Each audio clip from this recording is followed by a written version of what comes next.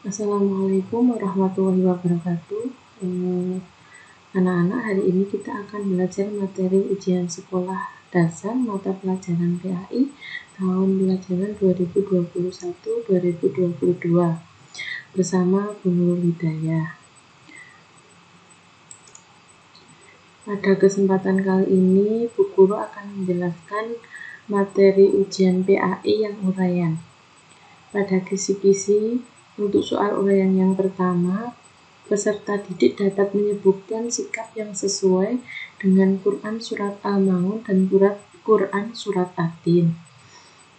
Yang pertama, Surat Al-Maun.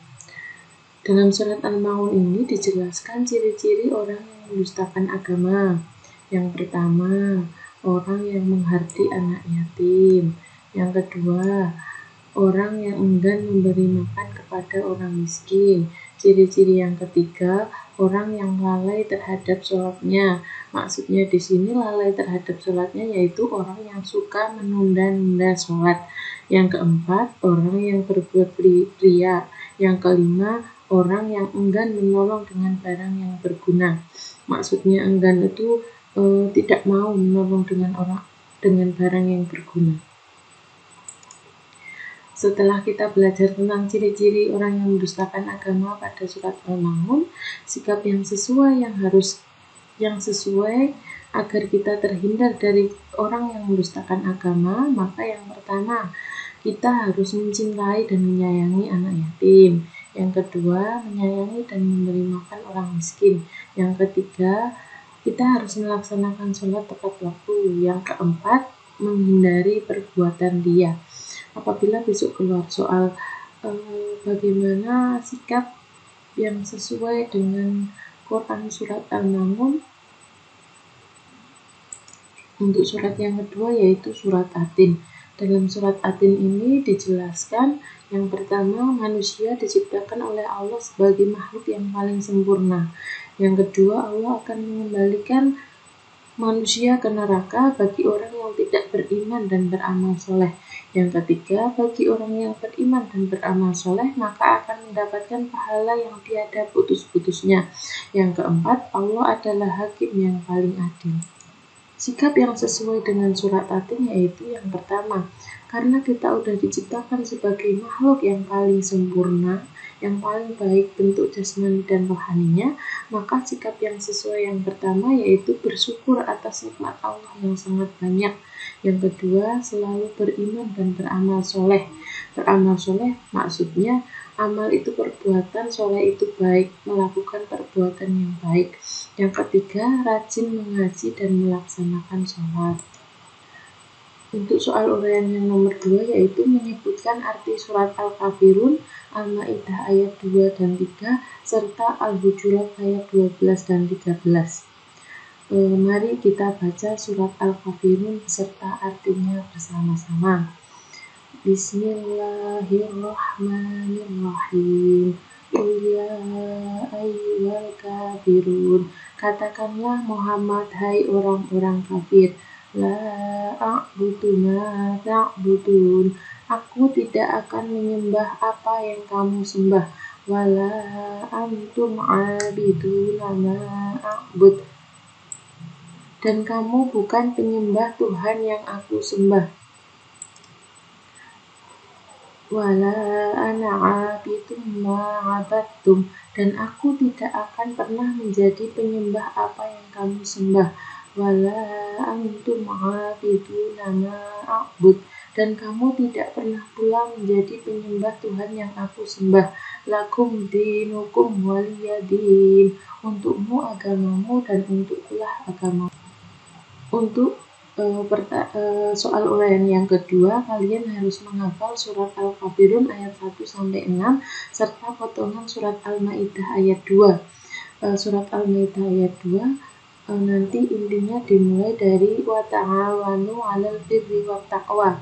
Artinya, dan tolong-menolonglah kamu dalam mengerjakan kebaikan dan takwa, dan jangan tolong-menolong kamu dalam berbuat dosa dan pelanggaran, dan bertakwalah kamu kepada Allah, sesungguhnya Allah amat besar siksanya.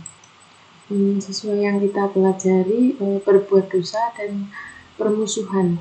Pelanggaran boleh, permusuhan boleh. Jadi, dan tolong-menolonglah kamu dalam mengerjakan kebaikan dan takwa, dan jangan tolong-menolong dalam berbuat dosa dan permusuhan. Itu inti surat Al-Maidah ayat 2. Dilanjut dengan surat Al-Maidah ayat 3 yang diawali dengan hurrimat alaikumul maitatu. Kalau depannya kata hurrimat berarti artinya diharamkan bagimu.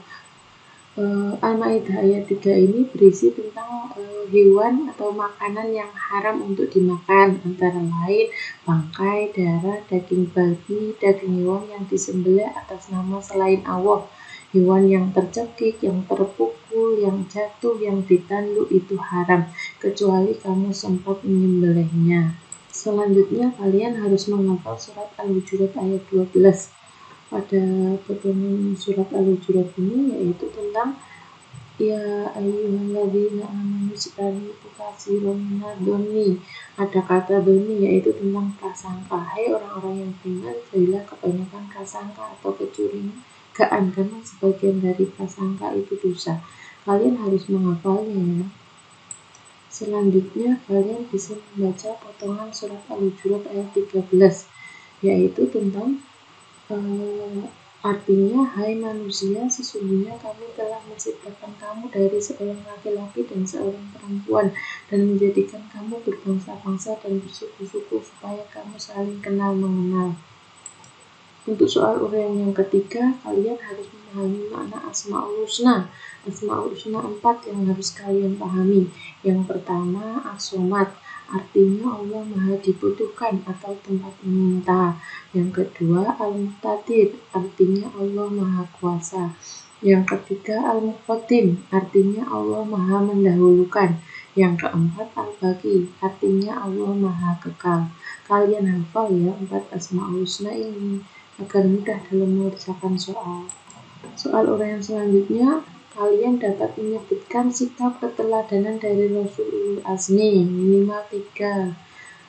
Rasul Ulul Azmi adalah Rasul yang memiliki kesabaran tingkat tinggi, keteguhan tingkat tinggi dalam berdakwah, dalam menyebarkan agama, mengajak kaumnya untuk beriman. Rasul Ulul Azmi ada 5 yang disingkat MIMIM: Nabi Nuh, Ibrahim, Musa, Isa, serta Nabi Muhammad SAW. Sikap keteladannya yang pertama, seorang Rasul Ulul Azmi yaitu orang yang teguh, tekun, sabar, dan pantang menyerah. Kalian dapat meneladani ini dalam belajar. Teguh, tekun, sabar, dan pantang menyerah dalam belajar. Yang kedua, teguh dalam melaksanakan sholat dan ibadah lainnya. Yang ketiga, bersifat jujur dalam perkataan dan perbuatan. Yang keempat, sabar dalam mematuhi orang tua.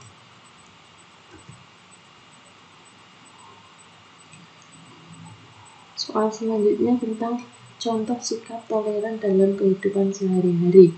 Toleransi yaitu sikap saling menghargai dan menghormati. Contoh sikapnya berarti menghormati orang yang berbeda agama, tidak memaksakan kehendaknya sendiri, menghormati pendapat teman yang berbeda dengan kita. Itu contoh toleransi, diperhatikan ya. Untuk simpati yaitu perasaan, bisa merasakan apa yang orang lain rasakan. Contoh sikapnya misalnya ketika ada teman yang sakit, kita menjenguk agar teman kita tidak merasa sedih. Maka yang pertama menjenguk teman yang sakit, yang kedua membantu orang yang tertimpa musibah, yang ketiga menghibur teman yang sedang bermasalah. Sekian materi hari ini harus dihafal ya semuanya. Sekian pembelajaran melalui video ini, banyak kesalahannya, dimaafkan, harap untuk dipelajari. Terima kasih. Assalamualaikum warahmatullahi wabarakatuh.